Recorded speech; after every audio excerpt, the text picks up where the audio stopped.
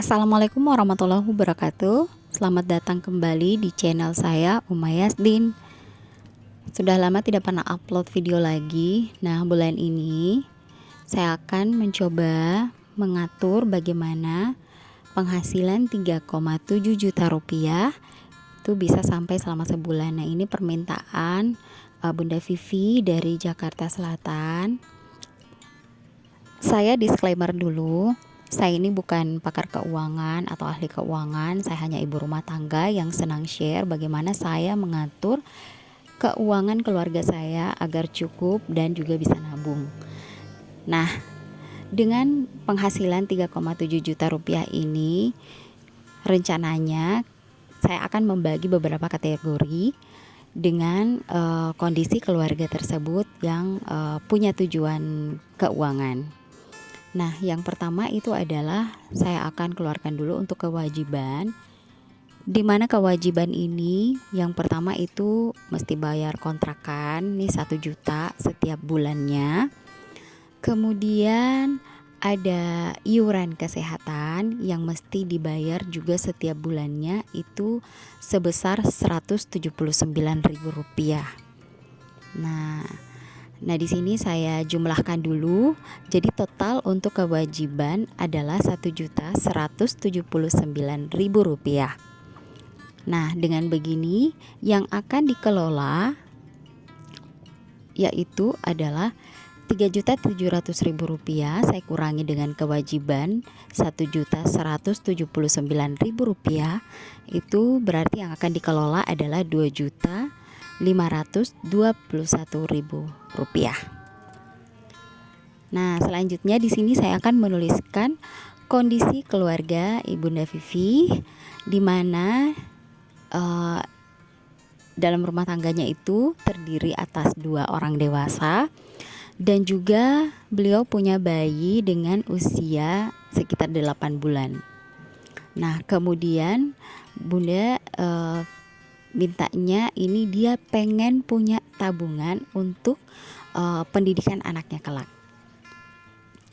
Nah, selain itu juga beliau juga ingin beli motor dengan target ini 6 juta rupiah. Jadi jatuhnya ini bisa saja ke motor bekas ya. Nah, di sini saya akan coba atur ya. Nah, kita hias-hias dulu supaya lebih menarik. Budget kali ini yang saya buat itu ya berdasarkan versi saya ya. Jadi teman-teman yang nonton boleh ambil yang sesuai dengan kondisi rumah tangga teman-teman ya. Bisa juga, mudah-mudahan ini bisa jadi inspirasi untuk teman-teman di rumah yang mempunyai penghasilan sekitar 3,7 juta rupiah gitu, dengan kondisi ingin punya tabungan seperti ini. Nah, selanjutnya adalah kategori living ya. Living ini artinya adalah kategori yang untuk memenuhi kebutuhan sehari-hari di rumah gitu. Nah, yang pertama itu adalah groceries. Groceries di sini misalkan untuk kebutuhan beras, persabunan, atau mungkin ada minyak atau bumbu-bumbu, itu disesuaikan. Bisa juga bumbu-bumbu nanti masuk ke dalam kebutuhan lauk ya. Nah, groceries di sini saya budgetkan 300.000. Kemudian untuk belanja mingguan atau lauk pauk, bisa saja juga bumbu juga masuk di sini. Sisa diatur saja sesuai dengan kebutuhan masing-masing tiap minggunya. Itu saya budgetkan 500.000. Bisa dibagi ke 4 minggu atau bisa dibagi ke dalam 5 minggu. Kalau 4 minggu ya bisa saja sekitar 125.000 per minggunya dengan hitungan sekitar 8 hari per minggu. Kemudian kalau untuk per 5 minggu itu sekitar 100.000 per minggunya. Selama 7 hari ya 100.000 itu. Namun bisa saja kurang karena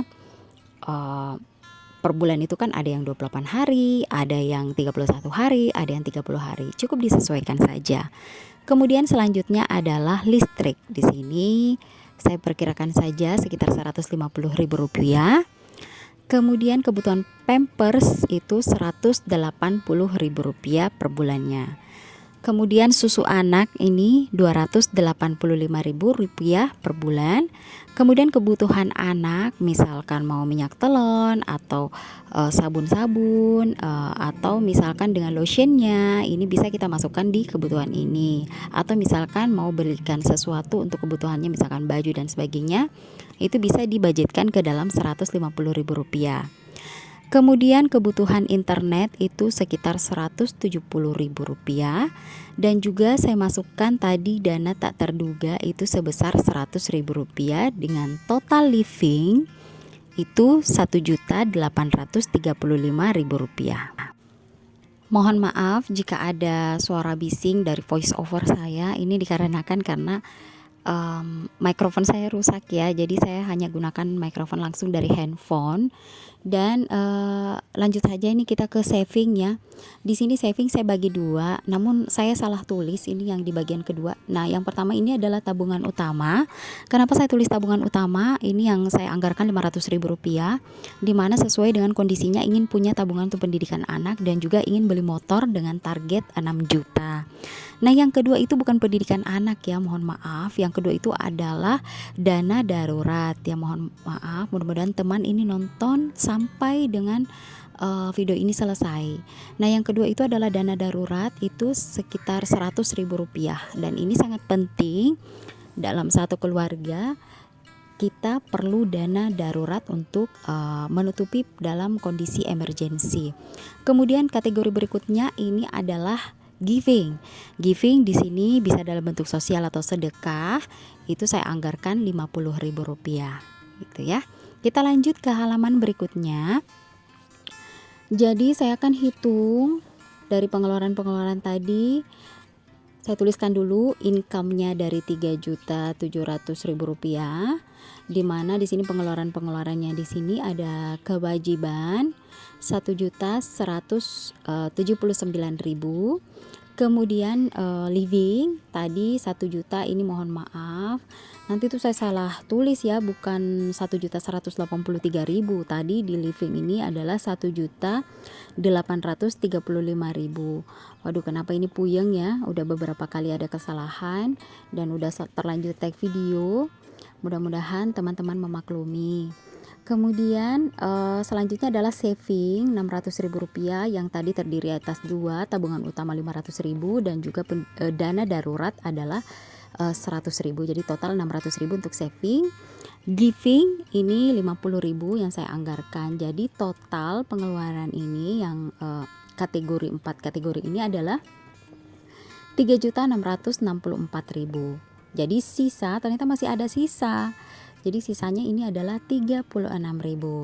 Nah, di sini Rp36.000 walaupun kecil, sebenarnya kita bisa buat mini sinking fund, yaitu tabungan-tabungan receh untuk keperluan-keperluan dalam jangka pendek atau yang yang budgetnya rendah ya. Ini kita bisa buat sinking fund dari nominal Rp36.000 ini, tapi tergantung teman-teman ya, apakah mau ditabung lagi atau bisa digunakan untuk mau jajan kah atau gimana, tergantung teman-teman.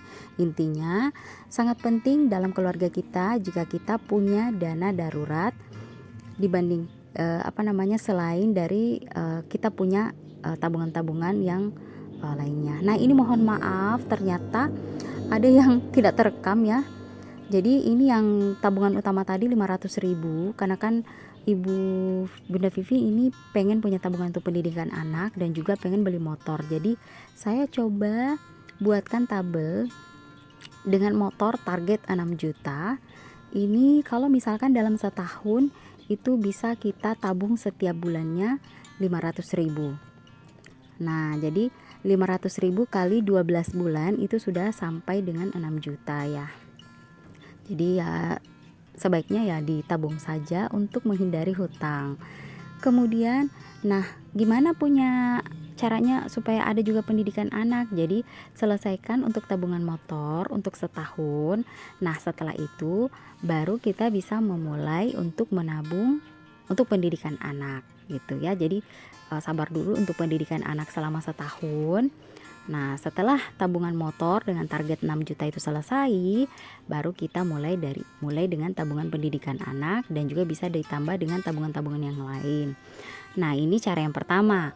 Kemudian cara saya yang kedua, ini saya akan buatkan lagi tabel. Nah, kalau misalkan pengen mulai dengan dua-duanya langsung, misalkan ndak giliran-giliran begitu, motor dulu baru pendidikan dulu. Nah, ini saya punya cara lagi. Kita bisa langsung memulai tabungan motor dan juga tabungan pendidikan anak gitu. Jadi saya buat dulu kotak-kotaknya. Jadi kotak-kotaknya ini saya jumlahkan ada 15 kotak ya. Jadi 8 ke samping dan 2 ke bawah gitu, untuk 15 kotak. Nah, dalam masing-masing kotak ini nanti untuk tabungan motornya ya. Namun teman-teman, ini sangat penting ya, kenapa kita mulai untuk menabung itu agar yang pertama itu supaya kita bisa menghindari namanya hutang, ataupun juga misalkan kita bisa menghindari namanya riba gitu ya. Karena kalau kita berhutang gitu ya, itu jadi beban tersendiri, setiap bulannya kita harus melunasinya, dan bisa saja itu jumlahnya pasti meningkat dari target utama dari harga motor yang sebenarnya jika kita bayar dengan secara cash gitu ya. Nah, kalau misalkan lebih dari harga normalnya ya, itu bisa jatuhnya riba ya. Mohon maaf kalau saya salah, silahkan dikoreksi di kolom komentar. Nah, ini saya taruh selama 15 bulan, itu sebulannya 400.000. Ini untuk beli motornya ya. Jadi tabungan motor 15 bulan dikali 400.000 dan totalnya adalah 6 juta rupiah. Nah, mohon maaf ya, misalkan dalam voice over saya ini ada suara bising dari anak-anak saya.